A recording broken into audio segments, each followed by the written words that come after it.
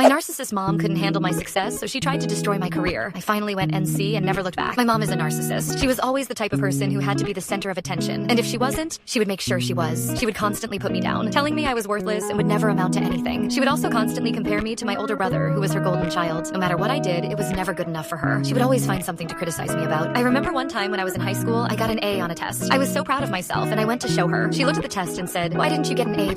I was crushed. I had worked so hard for that A, and she couldn't even be happy for me. As I got older, I started to realize that my mom was never going to change. She was always going to be a narcissist, and she was always going to put me down. I started to distance myself from her and focus on my own life. I went to college and got a degree in engineering. I got a good job and started my own family. I was finally happy, but my mom couldn't stand it. She would constantly call me and try to bring me down. She would tell me that I was a terrible mother and that my husband was going to leave me. She would also try to sabotage my career by calling my boss and telling him lies about me. I finally had enough. I cut her out of my life completely. I blocked her number and I haven't spoken to her in years. I am finally free from her toxic influence, and I am happier than I have ever been.